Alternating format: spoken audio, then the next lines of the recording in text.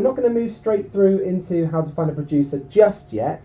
I want to talk about one of the most important things that's happened in the last couple of weeks, and that is our connection with this fantastic podcast called You Should Watch This. This is a podcast run by two guys, experts in their craft. They are absolutely amazing at analysing films, and they pick a film every episode and they get to the bare bones of it. They really rip it to shreds. Not necessarily in reviews, but more like in analysis. So trying to understand the story, trying to understand the characterization, the key moments that occur, and using other aspects of other parts of films to kind of bring things in. If you're a cinephile, which if you're watching this, you bloody well should be, you should watch this. You should listen to You Should Watch This. There we go. You should definitely listen to You Should Watch This. It's a fantastic podcast. Pee-wee's Big Adventure, I think, is the film that they've currently got on their episode list, and they go through a whole bunch of other episodes, including Green Room, which was a particularly a favourite of mine because I love that film so much. So yeah, definitely guys, get in there, subscribe to them. You can subscribe to them on SoundCloud, Spotify, on Stitcher, Apple Podcasts, and also iTunes as well. So yeah, go check them out. Really worth it. They're a great bunch of people and incredibly knowledgeable. Okay, so moving forward, how to find a producer. Now, this entire presentation is based on countless of questions that we get from filmmakers asking us, I've got an idea, I want to get it made, how do I find a producer? All of this knowledge that we've collected is purely based on the films that get sent to us where filmmakers have successfully found a producer. So if a filmmaker's gone and found a producer, they've told us their story, and every story is very different from the other one. Some of them there are themes that sort of connect to each other, where filmmakers have done something and that tends to like be a thing that always seems to work. And when we've communicated that to our filmmakers at members' days, so when members come to members' days and when members come to our members' screenings, and we chat about our experiences with our members and talk to them about the things that we've encountered, our other members and our other filmmakers have encountered, they're always surprised. They're like, really, that works? Oh, that's how you do it. So we thought, right, let's turn this into a workshop. Let's actually make this something that people can that they can watch, that can be in the internet world forever, and people can look up and kind of run through and also give us questions as well. So if you were watching this live, there'll be a Q&A session at the end.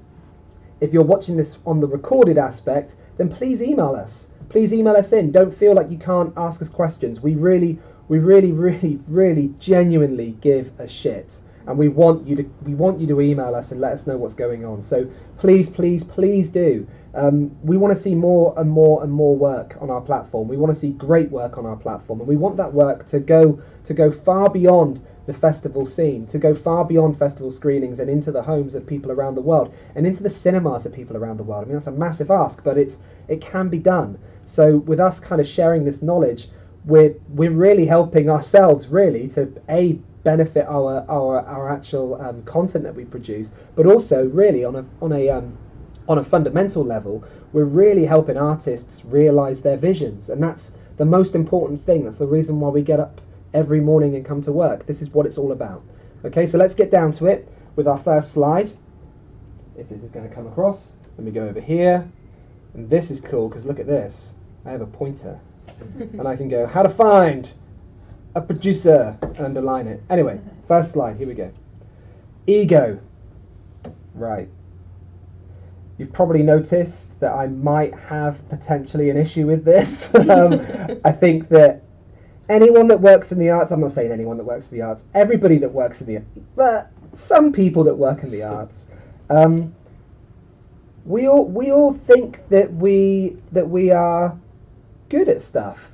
We don't sort of like, there are obviously there are people out there that do suffer from this and have a lack of this, and that's a shame, as well as when you have too much of it, that's a shame. But being aware of one's ego is the most important thing we must always take into account, and to try and look at yourself in a subjective way, to try and look at your work that you create in a subjective way, and try to analyze your ideas in a subjective way.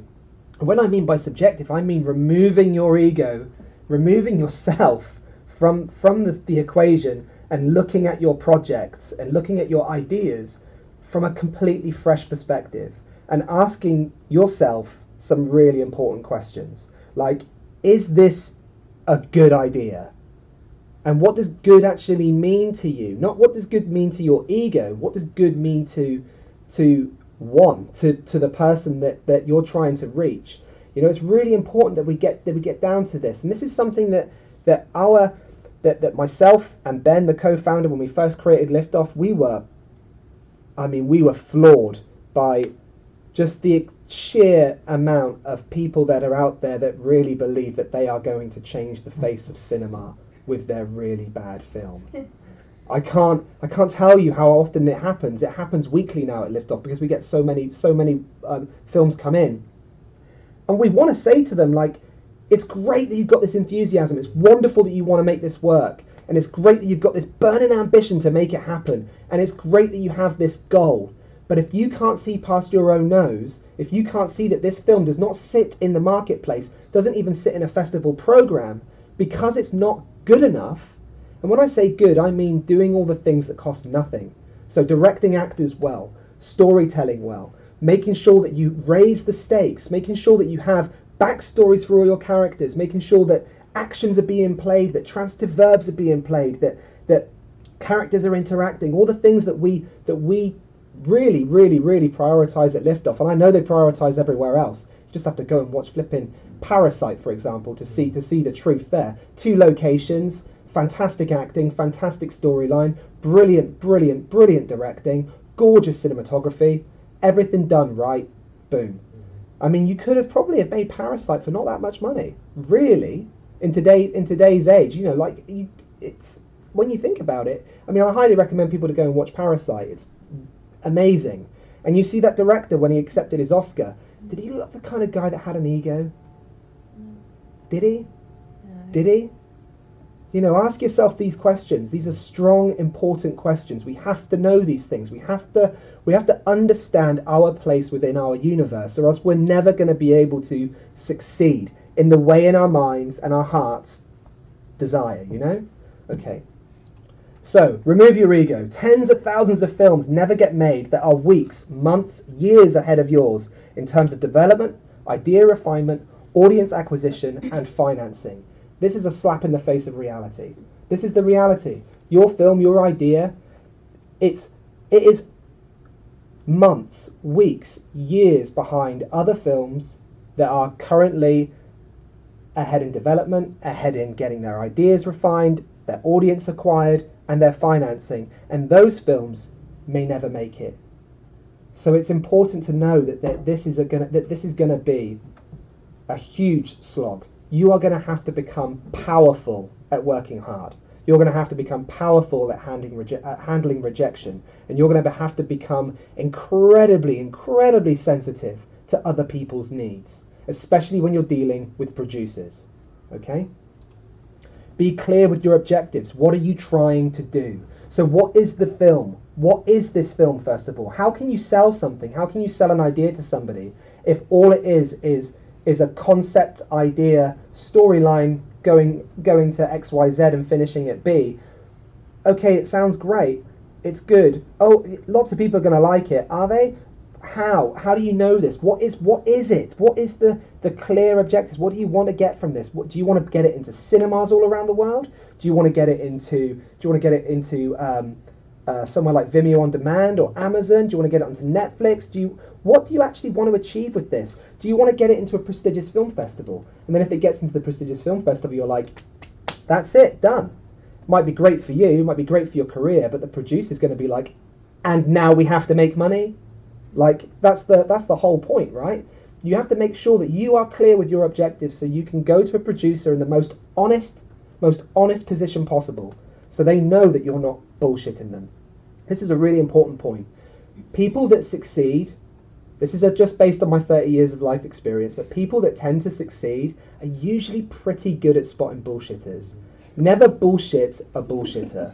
It's pointless. So try and get your objectives down. Try and understand what they are. Be really, really, really honest with yourself so you can be honest with others. And then, only then, can you start the pathway to success. It's so important. Money. Right. This is what everybody wants. This is what everybody needs. This is how you get films made. Money. Okay? Let's not beat around the bush. This is what it's all about. Okay? How to find a producer. We should scrub out producer and we should say how to find money. Because really, do you really want a producer? Do you really want somebody to say, I think we should have more of the kid and less of the adult in this scene? And you're like, why? And they lean into you and they say, because the kid's got 10,000 Instagram followers and the other one hasn't. And you have to hear that as a director. Do we really want a producer? Or do we want money? Money won't tell you that you need to put the Instagram kid in more than the other actor that's doing a great job, but the producer will. So really understand what this actually is. Do you even need a producer, or do you just need money? Get this clear in your head. It's very, very important. Getting this clear, again, being honest, understanding your objectives. You can start the process of actually finding the people that will be able to help you get this shit. Money. Okay? This deserves a red squiggly wiggly. Money! Alright. Why? What's the whole point? Okay, what? How much do you actually need? Who are you going to have to find in order to get it? So why? What's the whole point? Exactly. What's the objective, right? Why? What? How much do you actually need? Now this is an important point because a lot of filmmakers out there really do, and this is such a shame, but it's understandable because it kind of feels like the job of a filmmaker should just be to make films. But that word make isn't just about saying action, isn't just about working with your actors, isn't just about writing it almost. Making a film involves getting the money. So you really need to know how much you need to make this happen. And you need to go everywhere to find out. And you need to be resourceful. Don't go and get your camera from a Soho hire house. Drive to Milton Keynes and get one there. Don't make silly decisions. Don't do things that are going to cost you shed loads of money. And price up your film being wise. Write your film being resourceful. When it comes to understanding what you've got in your midst, maybe the guys from Parasite, maybe they had that basement. Maybe that was a friend's basement of a shop. Maybe that house was somebody else's house that he knew that they could use. That they'd be like, yeah, you can use the house, but you can only shoot in the living room. Okay, fine. Oh, and downstairs in that weird bit. All right, fine. And that's it. Maybe that's all that they had available to them, but they knew that they could get it for nothing. So that's what they shaped their story around. They had the idea, the high concept of the story, the objectives of what they wanted to achieve with the film. They knew who the audience would be. They understood that people would really be interested in watching something like this. It's very, very, very on point with the social dynamics of society, XYZ. But they knew that if they could be resourceful with that storyline, that they could actually get it made. And that's the problem. So many people come to us with scripts, concepts, and we're like, flippin' heck, that's going to cost them 1.5 million to make. Why? Why have it there? Why not have it here? Why not have it there? Just work it out. Try whatever you can to get your film bloody well made. It's important. So who are you going to have to find in order to get it, right? So that's the money part, right? Who are you going to have to find in order to get money? So let's move forward. Oops. There is no other slide. What's going on? Uh-oh. We're in Dangerville here. Let's have a look. That's strange. Okay, so we'll start from there. There are 3 different types of money-giving producers. Let's look at those. Okay, so number 1 is the angel. I need to get my pointer back. Okay, so the angel. The money-for-nothing producer. Interested in good red-letter days. A producer that gives you their own money because they want to see your idea realised. Yes. Do they? We'll get to that in a second. They don't work in film, but maybe they want to. They're rich. Yep. They might want something ridiculous from you in return, like their daughter in the movie, in every single scene. Their expectations are always beyond sanity. This is the problem with people that work outside of the film industry. They're great to get involved. They're fantastic to have there, but their expectation levels are sky high. They don't know the marketplace like you do, and you don't know the marketplace at all. So, what's the point of I say what's the point? There is a point to angels. They're great to have, and they're actually very, very, very, very useful. but you have to make sure that you give their expectations the biggest dollop of reality you possibly can. Show them this workshop, right? That's what you have to do. So the expectations are always beyond sanity. And rich people are everywhere. You just got to walk around London to find them. They are everywhere. Oh my God, look at the size of that house. Oh wow, there's no buzzers on it. It's just one bell. That's a whole house. And this is like South Clapham. So we're in South London. It's a massive house. That's easily worth like 3 million, 5 million maybe. Flipping heck. Oh, it's all brand new inside. Obviously, I'm not stalking people's houses, but I'm trying to give you the idea that they're everywhere. Oh, we've gone back. So okay. So that's the angel, right? They're rich. We'll get more into detail with them in a second and try to sort of understand where they are. But the angel is kind of like someone that you can use in a sense. I say use. Welcome to Los Angeles. But I think that the idea of an angel is important. That when you approach real producers will have 5, 6, 7, 8, 9, 10 of these people in the background. They may be people that control trusts. They may be people that control associations. They may be people that are just wild Saudi princes that just absolutely love to produce stuff by basically giving that producer a check. Mm-hmm. So in a way, it's important to get an angel on board, but what you want to do with the angel is something a little bit different than actually asking them for as much money as possible. You want to use them in your repertoire to do something else, and we'll get to that in a second. So the activator. So the protective workaholic producer. Highly protective of their contacts, not interested in red letter days, just high returns for their investors. A producer who will find you money working round the clock to help you get your idea realized. Now these guys never respond to emails. These guys and girls never respond to emails. They won't read your script. They want to meet as many of your angels as possible. There we go. So you come to them with angels and they will read your script. You come to them with angels and they will open your email. You come to them with angels and they will do anything that they can because they have angels. Those 7 angels that they've got in the background, those 7 trusts, if you can make those 7 trusts 10 trusts, they'll be happy to meet with you. Okay, it sounds like a mad plan, and this is just teetering on the edge, and we'll go to other ways of doing things a little bit more granular later, but this is just the idea of understanding how the two work together, the activator and the angel. Okay, so they need proof of audience. They absolutely do, and they need to know that they can trust you on the project, and trust is an important thing. They will have ideas for you that you won't like, that you will have to implement because they've given you money. That's the way that it is. You have to be aware of that. You have to make sure that happens. Again, it's making sure you know what your objectives are and how much you're willing to move in terms of that. Okay. Then we have the manipulator. Okay. This is kind of based on my own personal experiences of the marketplace and my own personal experiences of producers in general.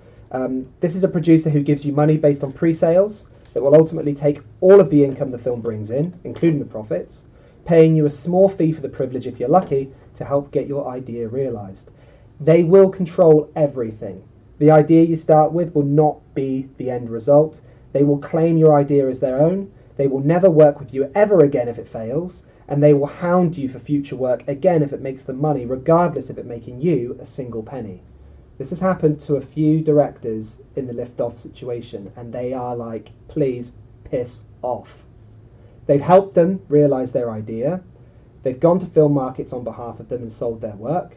They've given them no money back, but somehow the film's been released and they've not seen a single penny. This is the filmmaker not seen a single penny. And then the audacity from the sales agent, which normally it is a sales agent that does this, normally the audacity of the sales agent is to go back to the filmmaker and say, what's next? And it's like, well, what's next? This is next. And that's what should be next. But this is basically the thing. A lot of filmmakers fall into this trap. Normally, not necessarily at the pre-sale stage, but what they'll do is they'll get a film made for as much as they possibly can. For as much graft and effort as they possibly can, and as resourceful as they possibly can. They'll give it to a sales agent. They'll see no return from it, maybe $100 here and there, and then what will happen is that they'll approach the sales agent with a new project. The sales agent will take that project on, and then again the filmmaker will make no money. So the sales agent wins, the manipulator wins in this situation, and it's damn shame. It's a damn shame. Okay, you don't catch sharks with sweet corn, right? It's a really important point. You don't. You catch mullet with sweet corn off the coast of Plymouth, but you do not catch sharks with it. Okay, so know your targeted producer and understand everything about them. Okay, what do producers want? What do they want hanging on the end of your rod? Oh, that's hanging on the end of your hook. What do they want? All right. I'm invoking the spirit of the Carry On films here at Pinewood Studios. It was where they were all shot. Sorry.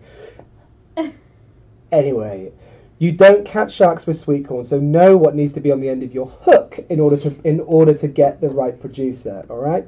So know everything about them. Let's go back to the manipulator. Okay. So understanding the perspective of your target producer. So you need to know these things. You need to know the market. You need to know the content that's been getting sold at those markets. You need to know the buyers, you need to know the audience, and then you will know the producer. So understanding these core aspects of everything involved is a really key point to it.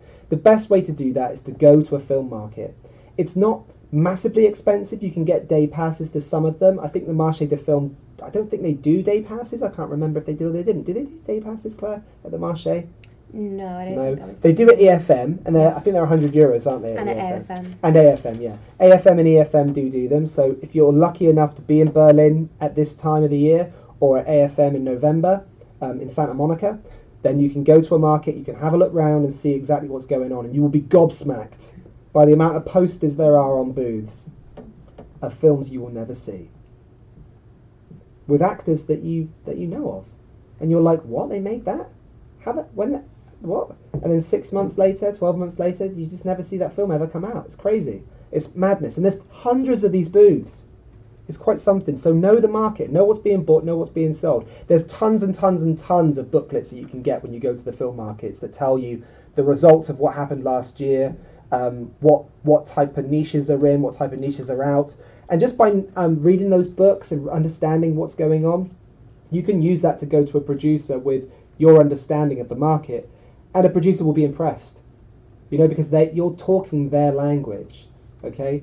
And it's important to get to that position, because if you don't, another filmmaker will step in who does, and then your film won't get made, okay? It's very important. So the content, watch the films, go to market screenings, have a look at the films that are on offer, see what people are making, see why they're being sold, see why they're not being sold.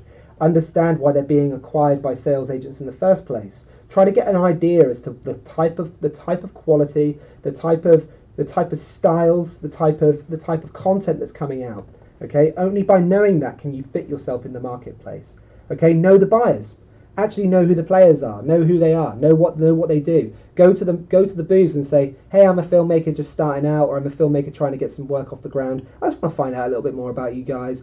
Where can I see these films? I'm really interested. They're not going to, provided you don't approach them in a really crazy way, provided you're not like, here's my work, watch it. Like, they're not going to, that's not how you build a relationship. You build a relationship by being a nice person, by giving rather than trying to get. And unfortunately, there's a lot of getters in this industry rather than givers. But if you go to a booth with nothing but a big smile and a genuine intention to watch their work, to try and understand where you position yourself in the industry and have that chat, be honest, then you'll know what's going on. But don't fall under the impressions of manipulators. There are tons of sales agents out there that will be like, oh, you've made this film, we'll take it on board for you, and then you'll never see a penny, but we'll have the world rights and you will never be able to release it online, and it's ours, and that's it. That can happen. That can happen like that. Just by you trying to see something, it can absolutely happen. So be protective of your content, but make sure that you know what other people's content are, and you know the buyers. Know the audience. This is another important point, and something we'll get into a little bit more detail later. The audience is so important. If you can come to a producer with audience, if you know who the audience are, it doesn't need to be tens of thousands and millions of people. It just needs to be a few hundred that you've reached out to, that you're like, these people aren't my nan, they aren't my gran, and they aren't my mum, and they are on my Facebook, on my Instagram, and they're liking it, all this stuff that I'm doing, and they really want to see this project off the ground. They really want to help it work. and these are the people that we need to market to. Here's their demographic. Here's where they live. Here's the associations they belong to. Here's the communities they're parts of. These are where we find these people, and this is how I've done it, and this is how I found them, and here's all their email addresses. Okay, very important. You can't like knock that. If you go to a producer and you say that you've done all of this stuff and you've got yourself an audience, even if it's small, they're not going to be like, piss off, I don't want to talk to you. They're going to be like, well, okay, all right, yeah, we'll talk. All right, this is cool. We'll get down to how you actually target these audience members in a second, but it's very important to know that. And then again, know the producer, know the stuff they've done. Look at the stuff they've done. Watch the stuff they've done. Will they be interested in you? Like, will they be interested in taking you on? Have they ever took on a first-time filmmaker before? Like, I say first-time filmmaker. I mean, if this is your first feature, or if this is the first feature you want to get theatrically, like, sent out around the world, then it is kind of your first feature, even if you have made features, but they haven't got distribution yet. To the producer, from their perspective, you're a first-time filmmaker. So, dust off that ego. Just brush it all off. You're a first-time filmmaker, okay? Get to the point of that. And understand that the producer, if they haven't ever taken a chance on a first-time filmmaker, then why would they take the chance on you? Don't waste 2 hours of your life pitching to somebody that is never going to be interested in your work. Know the producer. There's hundreds of thousands of them. Get to know the ones that will definitely might be 1% interested in your work. It sounds bleak, doesn't it? Okay. Now, this is important. Understand risk. What's with the fear? So many times, we've had conversations with filmmakers, and the word scared, fear, doesn't get it, doesn't understand, didn't really come to terms with the concept. All these things get communicated to us about the jousting that's occurred between the director and the producer. And normally the number one thing is that they think that the producer was scared of the project and that's why they didn't take it on. So understand the risk. What was the producer actually scared of? So know what that actually could potentially be, and then do whatever you can to limit that risk. So here we go. Let's look at the risk. Will it fail at festivals, fail to get any distribution traction, and end up online making a total of $100 in a year with no profit? So when I say making $100 in a year, I mean it just brings in $100 and that's it. It may have cost you $15, $150, $1.5 million to make. If it brings in $100, that's not profit. That's called revenue. And that's all it's brought in. And that $100, if it comes in, needs to go straight back to that producer. It's not your money. Okay? Very important. Will it get a few festival screenings, maybe get an award somewhere, but through your pushing through the festival route, it ends up becoming tired and without a grain of distribution interest. Online, and it gets you $150 in a year. No profit. Similar situation again. We see this all the time. Okay? Very important. Understand the risk. Will it do well at festivals, get good reviews, and then never see the light of day? A little bit of interest online, it gets 500k views on YouTube, making you $200, no profit. 500,000 views on YouTube, yeah, great. Great for your ego. Great for your ego. Awful for your producer. They don't care. $200 profit. No, $200, no profit. Whoopie-doo. Will it do well at festivals? Get into Sundance. Get picked up by a sales agency with a worldwide deal who'll take it to all of the film markets, and it ends up on the flight path between Sydney and Kuala Lumpur, making you $300. No profit. Again, another reality. It gets into fucking Sundance, and this still happens. It still happens. It happens all the time. So just be aware of this. Understand the risk, okay? This is what producers are afraid of. This is why they are not opening your emails. Okay, will it do well at festivals? Get into Sundance again. Get picked up by a sales agency with a worldwide deal who'll take it to all of the film markets, and it ends up on the silver screen in Thailand, making you a total of $1,000. No profit. Again, another example, okay? No profit whatsoever. $1,000. Ooh, not bad. But that has to all go back to the producer. Unfortunately, before we even hit the $10,000 revenue, not profit, there are an endless amount of examples where films just like yours end up going nowhere and making nothing in terms of paying back the investors or generating a single penny in profit. This is the reality. Tens of thousands of these films a year. Oops, I've just gone further forward. It's this wheel on this mouse. Where are we? There we are. So producers know, they know that revenue is vanity, profit is sanity, but the cash is reality. Okay? You have to have this ingrained inside your mind. Okay? Revenue, great. Whoopie-doo, it made $1,000. Did it make $1,000? Because that's profit. No, it didn't make any money. Profit is sanity, cash is reality, okay? I know this is hard to hear, but it's very important to understand this, because this is what producers know. So many directors would just be happy getting into some very prestigious festivals and that's it, whereas the producers want the film to bring in a return, so they can maintain the relationships with their angels. Understand that point, okay? It's a juxtaposition between producers and directors that both try to ignore, that both try to ignore until the film is released. And it is usually at this point that all hell breaks loose. Okay? The producers and the directors are bosom buddies all the way through the production stages. Maybe there's a couple of like, oh, I don't really want to put her in this scene, okay, I will. Or I don't really want to put him in that bit, oh, alright, I will. And then it's like, the film gets made, everybody's happy, they go to the premiere, it's really wicked, starts getting into festivals, the director's chuffed, and the producer's like, where's the cash? Come on, where's the cash? Where's the cash? You know, and it's at this point that all hell breaks loose. The producer isn't a producer because they want to make artistic festival extravaganza bonanza films. They're in this industry as a producer, as a money finding producer, because they want to find money.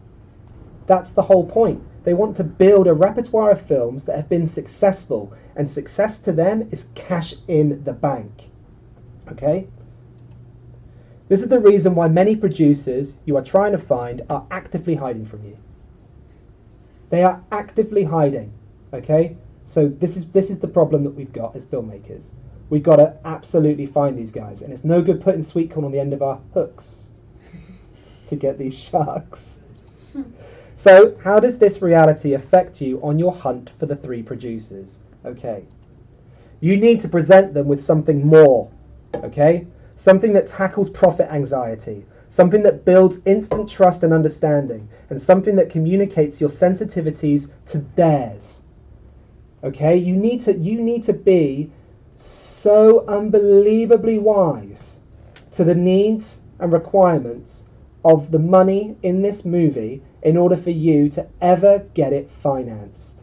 You, even as the filmmaker, and you can't be like, I don't care about that. I don't care about the finance side of things. I don't know anything about that. You can't be that guy. You can't be that girl. You can't be that person that does that. That person that does that doesn't get their film made. They just don't. They don't. What to send? Okay. Right. A brief single-page concept. That's it. Shot material on a USB. You're a filmmaker? Prove it. Okay? Send them stuff that you've done. Send them concept artwork. Send them anything that can go on a USB that they can just plug into their Mac and they can look at. Okay? Make sure that it's something that's instantly accessible. They can just go click and it's right there. Here's a concept that we did. Baz Luhrmann did a really famous one on a car. I think it was the Santa Monica car park that he did with Leonardo DiCaprio and a couple other actors to try and get Romeo and Juliet made. He just made a short, a very brief short of a scene, Shakespeare, Romeo dealing with Tybalt. That was it. Is it Tybalt or Mercutio? I think it might have been Mercutio. But yeah, basically having a Barney on top of a car park. Leonardo DiCaprio was in it. It was a short. Wonderful. Leonardo DiCaprio was working with Baz Luhrmann to try and get the film off the ground. Okay, it's a very important point which we'll get to in a minute, where you use actors as producers on your work. Okay, so a brief single-page document. Okay, shot material on a USB. Proof that you have found your audience. At least 1,000 emails. Do not send them the data. Okay, information on who's on board already. offer them an angel or two. So if you have a couple of people that have got a little bit of money, that are willing to finance a little bit of money towards a film, introduce the angel to the other producer. So introduce the angel to the activator. Let them meet each other. Say, like, my contacts become your contacts. That's it. Okay, I've got a couple of dentists that are really interested in giving $3,000 each to this. They just want a couple of red letter days. One of them's got a big flipping. I want to say something else. A really big enthusiasm for a particular actress. We're going to try and get her involved, or try and get him involved, whoever it is. And we just want to make sure that that's happening. But they're willing to invest money.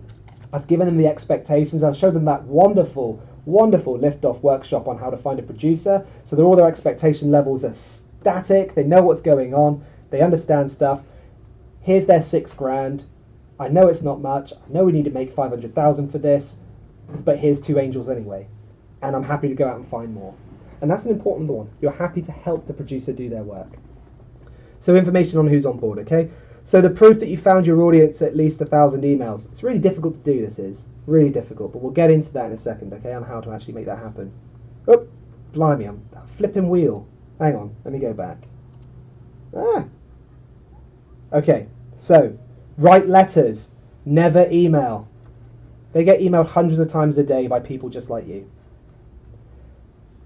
I think I said this last week, and I'm going to say it again, and I think I want to be completely repeating this over and over again. I love getting a letter. Don't we all love getting letters? Like a nice letter, written by somebody that clearly gives a shit, written by someone that cares about the work that you've made, written by somebody that feels that they've got a creative connection to you. If you watched 5 or 6 of this producer's work, if you saw this producer at the beginning of their career as an associate producer, or even a best boy or a grip or whatever it was that they did at the beginning, you can go on their IMDb and you can see stuff. If you send them a letter telling them that you thought that their work on one of their first films was absolutely amazing and you really loved it, and then you loved the next one, and then the next one, and then the next one, and then you're like so proud that they managed to somehow pull a team together and get X film made, all that stuff. If I got a letter like that, I'd be like, I am meeting this person for a fucking coffee. Definitely. You know, a handwritten letter. So what, you've got bad handwriting. Just make it your best handwriting possible. Do it in flipping bold caps if you can. Whatever it is. Don't write it in blood. I wouldn't use red ink. I wouldn't use green ink. Maybe not even blue ink, but I would definitely use black ink. And just make it like, just write them a really nice letter. Include the USB. Include all the information that you can possibly have for the film that's not too much stuff for them to read, so a brief synopsis of whatever it is. Tell them that you understand the risks, you've thought about your audience, you've got proof that you found your audience, you really like their thing, and just do it. Just write to that producer, okay? And how do you find their address? Well, you find them through LinkedIn, you find them through IMDb Pro, Companies House and Google. The third one down, Companies House, if you live in the UK. I don't know how it works in the IRS in the United States, but I think it's probably the same principle. Every single limited company has to have their address on Companies House. And mostly, if a producer has produced a film, they are usually the chairman of a limited company, normally the name of the film .limited, so something like The House on Haunted Hill Limited. And you can go to Companies House, search for the film name, or search for the production company name. You'll see the production company on the poster, it's right there. And then they'll give you the address. And usually it's the home address of the producer. That's how you find their address. Alright? It's easy peasy. Tell them how you found their address. So I looked the address on Companies House. They'll be like, fair enough. You know, like it might be freaked out if they're like, hang on a minute, I'm getting fan mail to my home address, it's supposed to be going to my agent, but they'll see it and they'll be like, actually this is alright. Okay, so like LinkedIn, okay, IMDb Pro, that's how you find their agents. LinkedIn, you can use it to contact them. Go for it, try, just try, see if you can get hold of them. Companies House, that's also very good. Also, Google is your friend. Just Google it, see if you can find out where these people are, what their production company address is. Send it to their production company office. They'll be getting fan mail there if they're a massive producer, but if they're not massive, if they're kind of working up the ranks, then you should be able to get hold of them. Okay, you've got no excuse, you've just got to flip and look. Okay, so 7 different types. of producers really in terms of where they are in regards to their careers and their positioning. Okay, so we've got the established producers, which are producers that have made films that we may even have heard of, that are doing it prolifically, that are making it work, that are somehow making money in this ridiculous climate. Maybe they're producers that are the non-imagination producers, and they're just basically getting comic book films because they can already literally see the concept art, and they could basically got a shot-by-shot breakdown in a storyboard for everything that they need to make. So they're just making those films because they know it's got zero risk. The comic book sold 1 million copies around the world. They know they're going to get at least 1 million views, and that's it. Non-established career builders. Okay, so what's the path? What's the path to Kathleen Kennedy? What was her career trajectory? She was a producer on Back to the Future. She's now a producer on the Star Wars films. Where was she 40 years ago? What was her first job in film? Where did she end up? Find out. Have a look. Find out where they were in their IMDb at the beginning of their careers. Find out where all these big producers were, and then go and find people that are doing that job now. Go and find them. All right, go and find the best boys. Go and find the people that are like the runners on shows. Go and find the people that are doing things that you never ever know. You never know who you might write to. If you're approaching these people from a genuine perspective, and you're being absolutely honest, and you're watching the work before you send the letter, and you're giving them your honest thoughts on it, and it has to be positive. You can never send them negative stuff. It's ridiculous. It'd be stupid. Don't write to those people. But do it. Send them things, okay? That's the non-established people, okay? People that are career building. Agents. Approach agents. Agents can be producers, okay? They can be producers. We've got a really great example was the AbFab movie, Maureen Vincent. My partner used to work as her assistant, so I know all about this sort of stuff because she told me everything, and I keep asking her loads of questions, and she keeps telling me to shut up, and I keep asking her loads of questions, and she keeps telling me to shut up, and then she slams the door, and then she walks upstairs, and we no longer have a conversation about it anymore. But agents are producers. Maureen Vincent was the producer on AbFab, and she is the agent of Dawn French and Jennifer Saunders, who Dawn French was one of the writers on the AbFab movie. Jennifer Saunders is obviously the one that plays Eddie in it. Yeah? So agents, if you can approach an agent, I think we talked about this last week, and you say, I really want to get a named actor involved. I know you've got a few. Here's the concept idea that I've got at the moment. There's a few actors in this, and I would love for you to place all of those actors in this. Like, who have you got right now on your books that's just graduated from RADA that really needs a push into the industry, that really needs some footage on their show reel, whatever it is? Who have you got? Okay, great. He'll be brilliant as the butcher's son. Who have you got as somebody that's coming through that's just graduated from Lambda, that's got a really like haunted look? It needs to be a female, ideally X tall, X wide, etc., etc. And the agent's like, yeah, this person. You're like, great. She can be the person that's dealing with the protagonist in these particular scenes. Great. Okay, what about the protagonist? Oh, well, we've got this guy. He's typecast at the moment. He's always in Doctor Who, and he can't get out of Doctor Who, and he's really typecast. He's really looking for something like this. You're like, all right, agent, I'm only going to use you for the actors and maybe your contacts. Would you like to come on board and be a producer on this film? Why not? Write him a letter and find out. Why not? Who knows? He or she works in the industry. They have contacts to actors, named actors that might get involved. They're the ones that convince the actors to do those films that we see. When we watch a short film and we're like, Stephen Graham's in this? Either Stephen Graham did it against his agent's wishes, or he did it because his agent told him to do more versatile stuff and get as much versatility on camera as you possibly can. Maybe there's a game plan to get Stephen Graham up there as a lead actor. Maybe that's what's happening, because he's everywhere in short film at the moment. And he's doing great, and he performs wonderfully. He's a brilliant actor. Maybe there's some kind of strategy at play here with the agents. Who knows? Ask us. Come to Liftoff and say to us, who's currently working in short film at the moment? Any actors you know of that are currently working? And we'll be like, yep, Stephen Graham's one of them. And we know it. So as being a professional member at Liftoff, you can come to us with these questions. You can come to us and ask us these kind of questions, and we will give you those kind of answers for $189 a year. Right, okay. Moving swiftly on. Oh, and you get free submissions and blah, blah, blah. Okay, so actors, writers, and other directors. Again, same story. Approach them via the agents if they're named actors. Go to them direct. Go and see a play and go and hang out in the bar afterwards and be like, I've got something perfect for you, and I'd love for you to have a look at it. And they're like, great, what, you want me to be in it? It's like, yeah, I want you to be in it, but I also want you to produce it with me. Maybe they've never been a producer before. You see it all the time in Hollywood, all the time. You watch film, the credits start rolling, and you're like, produced by Tom Cruise, produced by, what's his chops, Bradley Cooper, produced by blah, blah, blah. What? These are all actors. How come they're producing? They're producing because they've started to get into the production side of things because they really enjoy producing. Actors love it. It's an opportunity for them to stand up and talk a lot.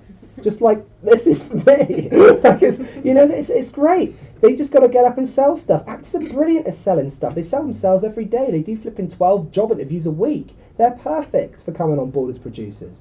Get actors involved. They'll have the enthusiasm, especially if you give them the cool scenes. They'll have the enthusiasm to get the film made, and they'll have the enthusiasm to make sure that it's the best possible camera, the best possible equipment, and the best possible people for your budget. They're great to have on board. Writers, same deal. Don't let your ego get in the way of working with other writers if you've written the script. Bring another writer on board and be like, I've had this feedback from different people, and I think this. What do you think, writer? Friend? You can co-write with people. Why the hell not? All of the breakthrough Hollywood comedies that have come through in the last 20 years have all been co-written. I'll give a great example. Will Ferrell and his mates. Yeah? Will Ferrell and all those guys, like, they are literally all co-writing. Danny McBride, Will Ferrell co-write a TV show, Eastbound and Down, that comes out, bang. They're both in it, bang. It happens all the time. Even Danny McBride, another example, the Hand Fist Way, or the Foot Fist Way, which is the film about taekwondo that then went on, I think it won Sundance, for best comedy or something, and Will Ferrell was like, this guy's insane, we need to work with him. Danny McBride was co-writing with his other mate. It's important to get co-writers involved, because when you get two of you together working on a project, it becomes so much more to both of you, and you both see different aspects of it. I use Liftoff as a prime example. I would never, ever have been able to have made this without Ben Pullman, the other co-founder. He's my best friend. We never argue, and we just bounce off each other. He does different things to me. I do different things to him. He comes up with ideas, and I'm like, where the hell did that come from? And I come up with ideas, and he's like, you're a fucking genius, James. The staff will agree, yeah, Claire? Does that happen all the time? No, I'm joking. Okay, but it's true though. Get other people involved in your project as quickly as possible. Remove the ego and make it happen. It's so important. Okay? So, and also any other filmmakers, any other directors, if you went to a festival and you saw something that was wicked, tap them on the shoulder and say, ever thought of being a producer? Want to help me produce this? I might direct it, or maybe you could direct it and I could produce it. And I'll go off and find some other producers. I'll go off and find some angels. Or maybe we'll produce it together and we'll co-direct it. Like, allow these things to happen. It's not all about you. It's about the project. It's about the birth of genuine indie content in this industry. Just by hook or by crook, get it made. Okay? Dentists. We talked about dentists earlier on. Dentists are excellent. How many dentists do you think there are in the United Kingdom? How many dentists do you think there are in the USA? How many dentists? Go on, have a guess. Audience, guess how many dentists there are. No clue. No. A lot. Over 5 million in the UK. What? Yeah. Oh, wow. And I think it's something crazy like 40 million in the United States. That's nuts. Okay. 7% of people. Yeah. They're sat every day with their coronavirus mouth shield thingy-jiggies on and their glasses. They're sat every day staring at teeth, drilling fillings, and they're making good money. You know? I wonder if they want to give you a couple grand to make a film. I wonder if that would be quite interesting to them. You know, think about that. Think about what I'm trying to say. Think about what I'm trying to explain to you guys about the idea of dentists, right? There are people out there that make lots of money that do the same thing every day, that obviously love their jobs, and we're not saying that they're boring or they're looking for more excitement in their lives or anything like that at all, but they might be. And it's important to think about that. It's important to understand these people. These are your angels, okay? If you've not written to 4 million dentists, then your film's not going to get made. I'm only joking. Community leaders is another one. Okay, community leaders are a really good possibility for producers. When I say community leaders, I don't mean people that are working in like shelters and stuff like that and working with the kids on the street and all that kind of thing. Yeah, I am a little bit of that, but also there are other community leaders. There are people that are heads of associations, heads of societies, heads of charities, heads of different places. They have access to hundreds and hundreds of people. So maybe they want to come on board and say to them, I understand that your association has thousands of members. I'm making a film that talks about themes that's connected to your association. I would love for you, specifically you, to come on board and be a producer on this film. All you have to do is help me to get to those people. All you have to do is help me to get some money. All you have to do is help me to get some email addresses, which would be getting to those people. Have them as a producer, who cares? Have 10,000 producers on your film. Get your film flipping made. Just get it made. It doesn't matter. Okay? Very wealthy people. This is an obvious one. Kind of links in with the dentist, but I'm talking about very wealthy people. I'm talking about the guys that just like, you're playing pool, you're in Las Vegas, it's a Sunday night, just won $6,000, you're with your wife, he turns around to you and he says, how about I give you $1 million to sleep with your wife? And you're like, can I make my movie with that? Anything like that can happen. It's really important to definitely get in there with people that are wealthy and say to them, I'm a filmmaker, you're really wealthy, maybe you could give me some money and I can make some films. Tell them, just be bold, be brash, be honest with them, say to them it's important. There are rich people everywhere, they're everywhere. Just go and chat to them, chat them up, talk them up. Just say this is what it is. Just be like, hey, Russian oligarch, ever wanted to walk down the red carpet of the Russell Bobbin Village Fate Film Festival Awards? And you might be like, yes! It can happen. Well, today's your lucky day. Today's your lucky day, champion.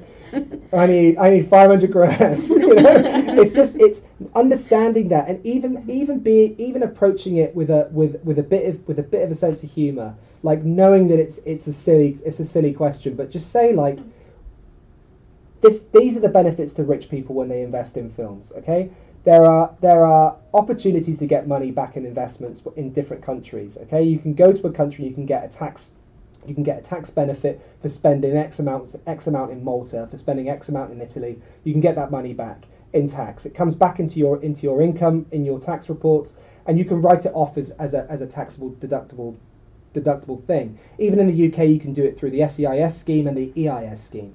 SEIS scheme is up to 100k. I think that's 50p back for every pound you spend, and then after 100k, I think it's something like 25 to 30, something like that. Don't quote me, but it is something along those lines. But know what those schemes are, understand how it works, and then you can approach those wealthy people and say, well, you actually get back this if you give me this, and the film gets made, and yes, you may lose money, but you're working with me on this project and we're making it, and we're on a spiritual journey together to get this made. We're warriors, and we're going to get this done. Are you with me? Are you with me? There are people out there that will respond to that. I'm not a wealthy individual, but if someone cornered me and was like, this is my project, have a look, and showed me the concept and was like, I'm looking for this, and you're like, whoa, and if it's cool, and if we're creatively connected, and if it's a great idea, and they write me a handwritten letter, and it's all this, it's so hard to not take notice of that kind of stuff, especially if it's all honest and it's all genuine and it's all nice.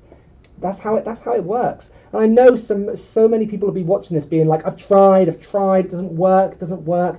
Have you tried? Have you? Be honest with yourself. Okay? If you are not sending 100 handwritten letters a week to those just mentioned for an entire 6-month period, you aren't trying to find a producer. Alright, you're not. 100 letters a week. Okay? 100 a week. How many is that a day, Claire? About 90? Jamie, how many is that a day? 14. 14? So what? 7 days a week. 7-day week, yeah? Okay. I would say make it a 5-day week, so you don't go insane. Give yourself a weekend. Yeah.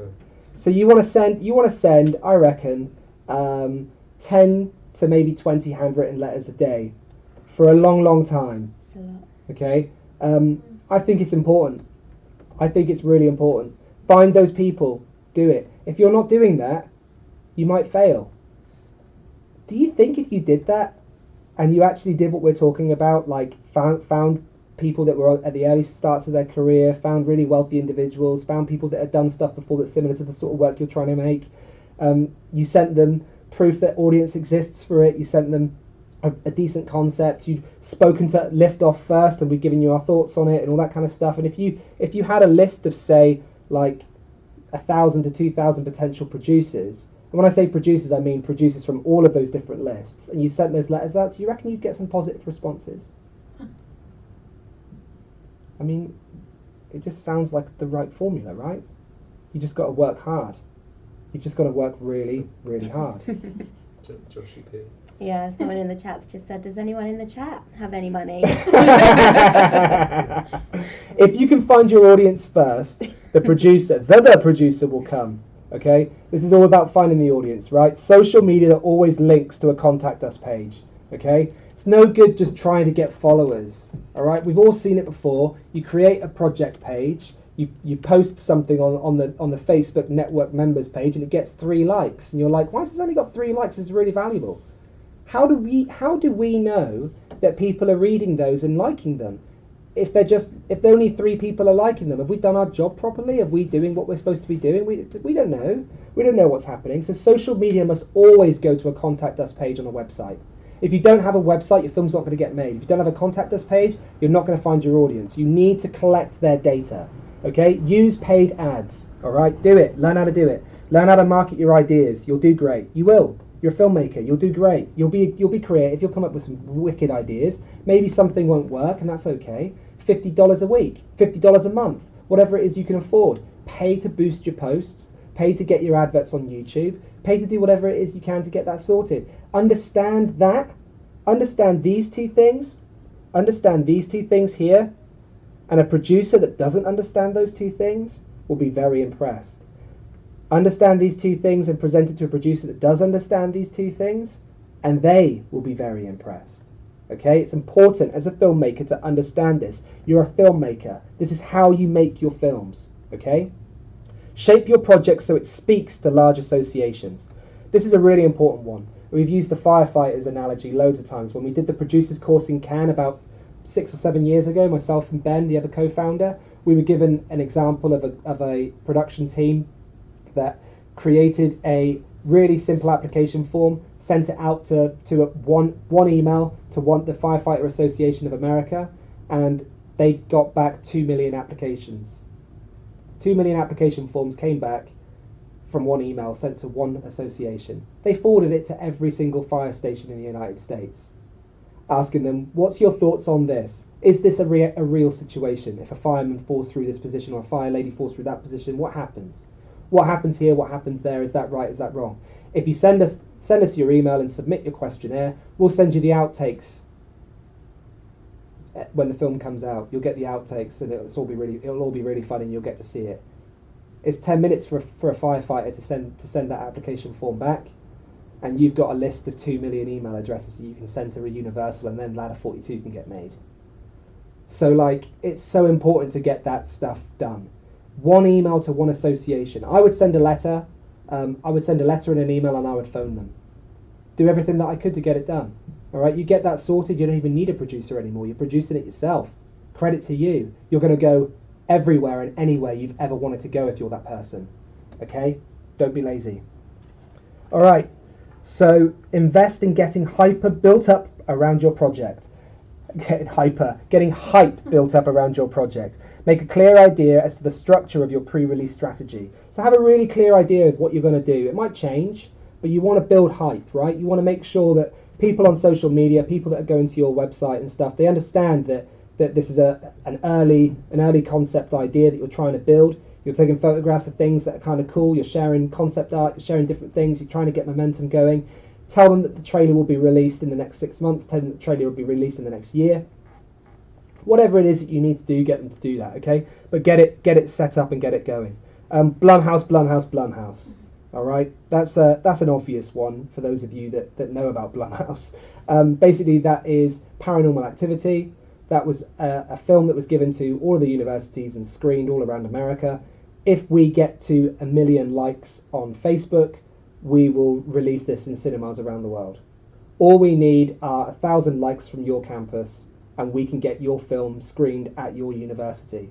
So they showed a video of people in the audience petrified, going "Wah, wah, wah," and then that was sent to all of the campuses, and it went viral.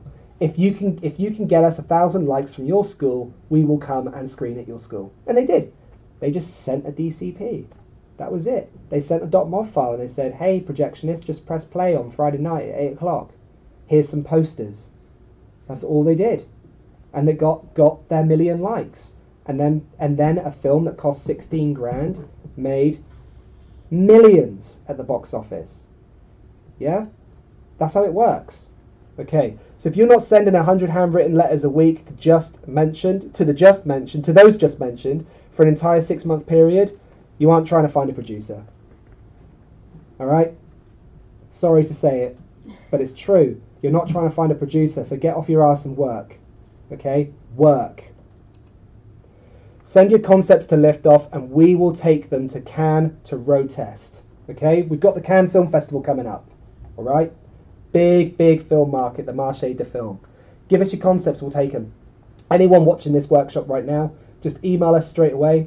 Email Claire at liftoff.network. Claire at liftoff.network, okay? Okay, stick it in the chat. Send your concepts to Liftoff, and we will take them to Cannes to road test. We'll ask people. We'll say, what do you think of this idea? What do you think of that idea? We'll collect thoughts and feelings from it, okay? You've got to be a member, but we will do it, okay? Because that's what it's all about. That's what our business is. We're trying to get films off the ground. We're trying to launch filmmakers' careers, okay? We really will help you. But you've got to send us concepts. You've got to be giving us ideas, information, all that sort of stuff, telling us what's what, okay? And it's got to be between us. Like, it's great to post your ideas and things up onto the Liftoff Network members group, but if you're not interacting with us, if you're not liking our posts, if you're not coming onto these workshops and joining us when we're on there, if you're not asking questions, if you're not doing things, why should we help you? If you're not a professional member, why should we help you? You know, we've got to be honest about this, and that's the situation. So come up with some ideas, send us your concepts, become a member, and we'll take it to Cannes, okay? How many concepts are we taking this year, Claire? Probably 12. 12 concepts. That's 12, 12 short projects. films, right? Projects. We're taking 12 projects to Cannes, but we will take all of the concepts to Cannes that get sent to us, okay? So send us your concepts. Single page A4, that's what it has to be. PDF, send us them, okay? If we get to a point where we can't take any more, we will say so, okay? We'll be honest, we'll say so, and then we'll filter the rest off to AFM. But it's important, right? We need to look at what people are coming up with, and we need to send these things to Cannes. So definitely get your professional membership today and get those concepts into us, okay? Following last year's success, we are again heading to the Cannes Film Festival to represent the projects of our professional network members to bring them to the next step in their career. We will be meeting with over 50 sales agents, producers, and VOD platforms such as Amazon, Netflix. Yep. A big part of our membership entitles you to use this market service every year free of charge, okay? So do use it. Do. Absolutely do. Really important, okay? We really want to see this stuff. Okay, professional membership, $189 a year. I have to do this. We're a business. Free submissions, yes. Free submissions to all of our festivals and our showcases. Career road mapping, those are sessions with me or with Ben Polman. Not one-to-one anymore because we've got too many members, but we're doing them in groups now where we literally isolate each individual. We get everyone to talk to each other. It's a great opportunity for us to all learn from one another and find out what's going on. These workshops wouldn't exist if we didn't have career road mapping sessions, because we've been doing them for years, but we've never incorporated them into membership until now. We were just picking filmmakers that were requesting them, which were very few. Now we're forcing your hand.